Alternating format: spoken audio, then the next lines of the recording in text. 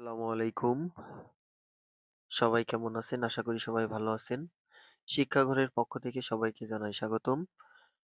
আজকে আমরা যে বিষয়টা নিয়ে আলোচনা করব তা হলো সরল বাক্য, জটিল বাক্য এবং যৌগিক বাক্য।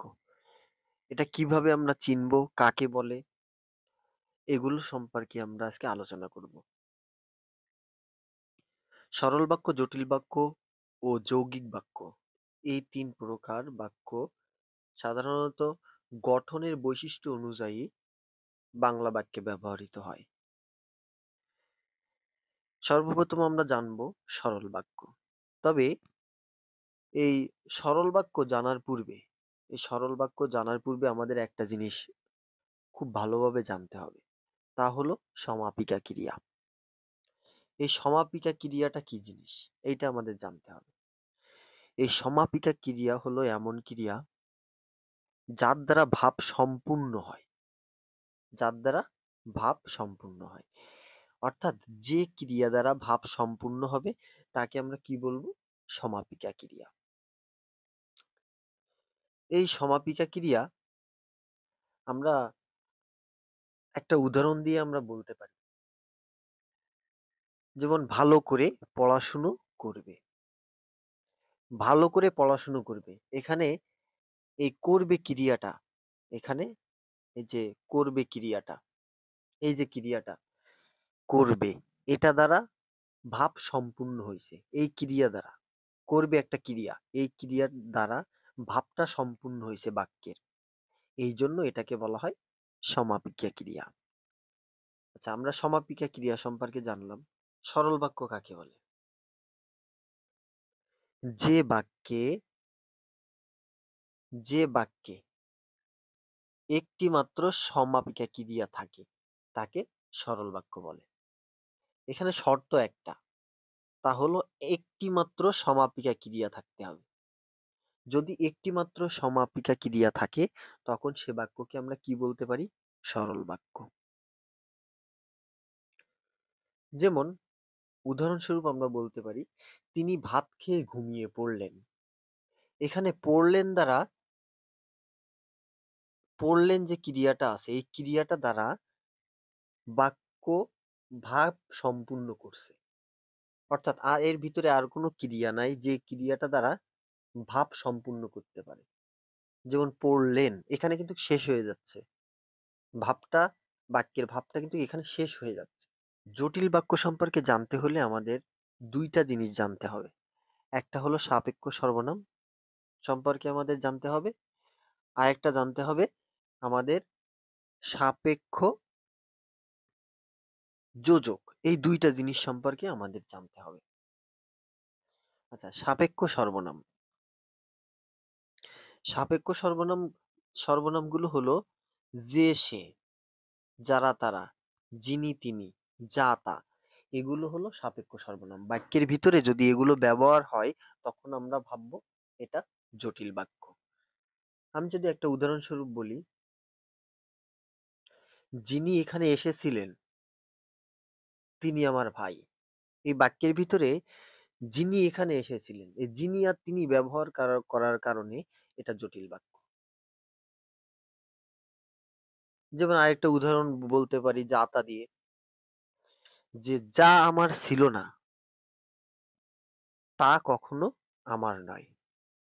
এই বাক্যের ভিতরে যা আর তা ব্যবহার করা হয়েছে, সাপেক্ষ সর্বনাম। এই জন্য এটাকে বলা হয় জটিল বাক্য। আচ্ছা, আমরা এখন সাপেক্ষ সর্বনাম দিয়ে কিছু জানলাম। এবার আমরা জানবো হলো সাপেক্ষ যোজক। সাপেক্ষ যোজক অর্থাৎ যুক্ত করে এরকম। যেমন এখানে সাপেক্ষ যোজক আছে যদি তবে, যেহেতু সেহেতু, যত তত, যেটুকু সেটুকু, যেমন তেমন, যখন তখন, এগুলো হলো সাপেক্ষ সর্বনাম। এই সাপেক্ষ সর্বনামের আমরা একটু উদাহরণ দেখি। যদি পরীমণি আসে তবে আমি যাব। যদি পরীমণি আসে তবে আমি যাব।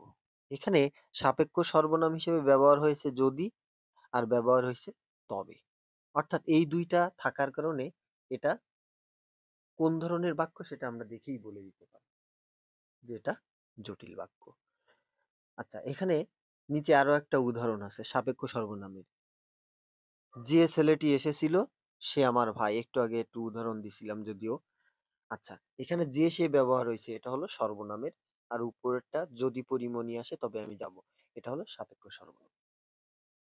তো এই সাপেক্ষ সর্বনাম এবং সাপেক্ষ যোজকগুলো যদি বাক্যের ভিতরে আমরা দেখি, তাহলে আমরা দেখেই বলে দিতে পারবো যে এটা জটিল বাক্য। তো আমরা এবার দেখবো হলো যৌগিক বাক্য। খুব সহজেই আমরা দেখে বলতে পারবো যে এটা যৌগিক বাক্য। কিভাবে? যৌগিক বাক্য কাকে বলে এটা যদি আমরা ভালো করে বুঝতে পারি, তাহলে আমরা যৌগিক বাক্য দেখার সাথে সাথেই আমরা বলে দিতে পারবো এটা যৌগিক বাক্য। প্রথম শর্ত হলো দুই বা ততোধিক স্বাধীন বাক্য। দুই বা ততোধিক স্বাধীন বাক্য অর্থাৎ যে বাক্যটার অর্থ পরিপূর্ণ আছে এরকম বাক্যকে স্বাধীন বাক্য বলে।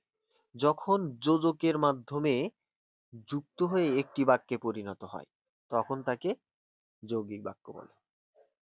দুই বা ততোধিক স্বাধীন বাক্য কিসের মাধ্যমে যুক্ত হবে? যোজকের মাধ্যমে যুক্ত হবে। এই যোজকের মাধ্যমে যদি যুক্ত হয়, তখন যে একটা বাক্যে পরিণত হবে, কয়েকটা স্বাধীন বাক্য যোজকের মাধ্যমে যুক্ত হয়ে একটা বাক্যে পরিণত হবে, তখন সেটাকে বলা হয় যৌগিক বাক্য। আচ্ছা, আমরা দেখি যে এই যোজকগুলো কি কি এটা সম্পর্কে আমাদের জানতে হবে। এই যোজকগুলো হলো, আমাদের যোজকগুলো কিন্তু মুখস্থ করতে হবে। যোজকগুলো হলো এবং, ও, আর, অথবা, বা, কিংবা, কিন্তু, অথচ, সেজন্য, ফলে, এগুলো হলো সবগুলোই যোজক। অর্থাৎ একটার সাথে আর একটা যুক্ত করে, একটা শব্দের সাথে আর একটা শব্দের, একটা বাক্যের সাথে আর একটা বাক্যের এরকম যুক্ত করে এই যোজকগুলো দ্বারা। এই যোজক ছাড়াও যতি চিহ্নর মাধ্যমেও এই যৌগিক বাক্য যুক্ত করে থাকে, যেমন কমা দ্বারা, সেমিকোলন দ্বারা, কোলন দ্বারা, ড্যাশ দ্বারা, এগুলো দ্বারাও এই যুক্ত করে স্বাধীন বাক্যকে। এখানে একটি উদাহরণ আছে, উদাহরণটা যদি আমরা দেখি তাহলে আমরা পুরো ক্লিয়ার হয়ে যাব। হামিদা বই পড়ছে আর সীমা রান্না করছে। হামিদা বই পড়ছে, এটা কিন্তু একটা স্বাধীন বাক্য। সীমা রান্না করছে, এটাও একটা স্বাধীন বাক্য। অর্থাৎ হামিদা বই পড়ছে, এই হামিদা বই পড়ছে এইটুকের ভিতরে এই বাক্যটা কিন্তু একটা স্বাধীন বাক্য এবং তার অর্থ পূর্ণ হয়ে যাচ্ছে। আমি যদি প্রশ্ন করি হামিদা কি করতেছে, তাহলে উত্তর আসতেছে কি? হামিদা বই পড়ছে। তার মানে উত্তর এখানেই শেষ। আবার আরেকটা স্বাধীন বাক্য আমি দেখি যে সীমা রান্না করছে। সীমা রান্না করছে। আমি যদি প্রশ্ন করি সীমা কি করতেছে বা সীমা কি করছে? সীমা রান্না করছে। তার মানে এটাও স্বাধীন বাক্য। সীমা রান্না করছে এটাও স্বাধীন বাক্য। হামিদা বই পড়ছে এটাও স্বাধীন বাক্য। এখন এই দুই স্বাধীন বাক্যকে যোজক দ্বারা যুক্ত করছে। এই যোজক দ্বারা যুক্ত করছে কে? এই যোজক দ্বারা যুক্ত করছে আর। আর কি একটা যোজক না? আমরা আগেই পড়ছি আর একটা যোজক, এই যে দেখেন এটা হলো আর একটা যোজক। সুতরাং আমরা এগুলো দেখেই আমরা বুঝতে পারি যে কোনটা যৌগিক বাক্য, কোনটা জটিল বাক্য, আর কোনটা সরল বাক্য। সবাইকে ধন্যবাদ। আজকের মতো এই পর্যন্ত। আল্লাহ হাফেজ।